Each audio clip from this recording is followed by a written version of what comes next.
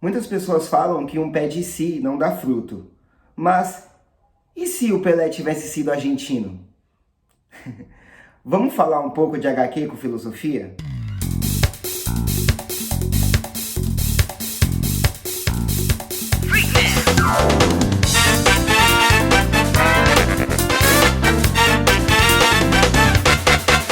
Ready? E aí pessoal, tudo bem com vocês? Eu me chamo Luciano, você está no canal do Lúdico. Aqui a gente sempre tenta trazer algumas análises reflexivas em cima de grandes obras dos quadrinhos. E a obra que eu vou trazer para vocês hoje é... Superman Entre a Foice e o Martelo.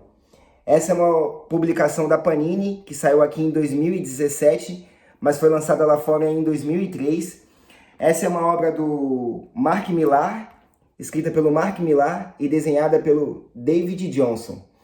Cara, o Mark Millar, para quem não sabe, ele é o criador, por exemplo, da série Wanted, que no Brasil saiu até um filme com o nome de O Procurado, que é estreado pela Angelina Jolie. Um filme que eu acho bem bacana, por sinal. E essa obra aqui, ela trata dos Elseworlds, que são realidades paralelas, né? O que abordam, como eu havia dito na abertura do vídeo, o e se, né? Ainda bem que o Mark, ele não parte daquele princípio de que uma árvore de si não dá fruto, porque ele fez uma grande possibilidade nessa HQ. A hipótese criada pelo Mark aqui é muito interessante, porque ela diz o seguinte: e se a nave que trazia o kryptoniano mais famoso de Krypton, que é o Superman, não tivesse caído no interior do Kansas, em Smallville, né? E se os valores de Jonathan Kent e da Martha não tivessem sido transmitidos ao jovem Clark? E ao invés disso, essa nave tivesse caído na União Soviética durante o regime totalitarista do Stalin. Ou seja, o Homem de Aço criado atrás da cortina de ferro. Diferente do que eu pensava, a obra ela não é um panfletário. Ela não vem de uma visão americana dos fatos. Ela não defende aquela visão capitalista. Mas sim, ela traz uma abordagem incrível, né, fidedigna, do que seria um homem de poderes e atributos físicos inimagináveis regindo uma nação de forma totalitária. No começo da história, durante a Guerra Fria, para quem quiser saber mais sobre a Guerra Fria, eu vou deixar um link no final desse vídeo aqui, de um vídeo no qual eu tratei sobre a Guerra Fria, que é o Batman, o Cavaleiro das Trevas. Bom, como eu havia dizendo, no começo da história, durante a Guerra Fria, o Superman ele é apenas uma célula do governo. Após a morte do Stalin, ele assume o poder e traz todas as outras nações para o Pacto de Varsóvia. Para quem não sabe o que é o Pacto de Varsóvia, o Pacto de Varsóvia ele foi uma aliança militar formada em 55 pelos países socialistas do leste europeu e pela União Soviética. E as duas únicas nações que não fazem parte desse pacto, que continuam ainda no regime capitalista, é os Estados Unidos e o Chile. A economia dessas duas nações está à beira de um colapso, por conta de que todos os outros países estão sob o regime da União Soviética, o regime socialista. E isso mostra que sozinho ninguém consegue fazer nada, né? Seguindo a máxima social de que um homem ele é produto do seu meio, o Superman ele começa não mais somente a aplacar as injustiças, ele não começa mais somente a salvar vidas humanas, ele também começa a caçar todo mundo que não concorda com o seu estilo de governo, né? Com os seus ideais. Aos poucos, decorrente dos avanços tecnológicos e da resistência dos Estados Unidos e do Chile, a gente começa a ver um super-herói que lobotimiza todos aqueles que não concordam com o seu raciocínio, transformando-o em homens e mulheres obedientes ao sistema. Ou seja, o Superman transforma-se então no grande irmão, que tudo escuta e tudo sabe.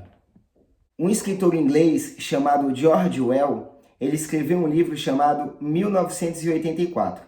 Lá ele retrata uma província do superestado da Oceania em um mundo de guerra perpétua, vigilância governamental onipresente e manipulação histórica.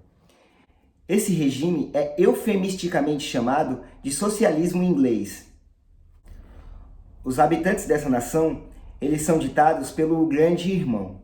O Grande Irmão, ele é uma presença onisciente e onipresente que consegue monitorar a vida, o cotidiano de todos os habitantes. Ou seja, todos os cidadãos, eles vivem sobre câmeras o tempo todo que conseguem passar para esse cara tudo que eles fazem, tudo que eles pensam, e isso lateraliza muito com que os poderes do Superman proporcionam para ele na União Soviética, nessa obra.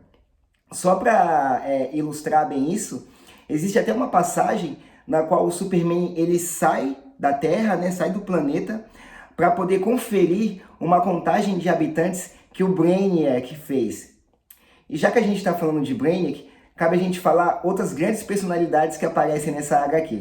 Entre a Foice e o Martelo, traz outros personagens do universo da DC, cada um coerente com o tipo de distopia proposta. Aqui encontramos a Mulher Maravilha, a Lois Lane, ou melhor, a Lois Luthor, porque ela é casada agora com um dos maiores personagens dessa HQ, o Lex Luthor. E que abordagem que o Mark trouxe pro Lex Luthor. Caramba, a gente já sabe, quem está inserido no universo do Superman, sabe o quanto o Brainiac e o próprio Superman e o Lex Luthor são inteligentes. Mas nessa obra existe um embate intelectual entre esses dois personagens, o Superman e o Lex Luthor, que eu ainda não tinha visto personificado numa obra. Só para ilustrar também, existe um trecho onde o Lex Luthor ele consegue jogar xadrez com 3 caras enquanto ele lê um livro e escuta música no Walkman que ele criou na hora do almoço. É impressionante a qualidade intelectual desse personagem na obra. Essa HQ ela também traz o Batman, que nesse contexto tem as suas motivações muito mais bem fundamentadas.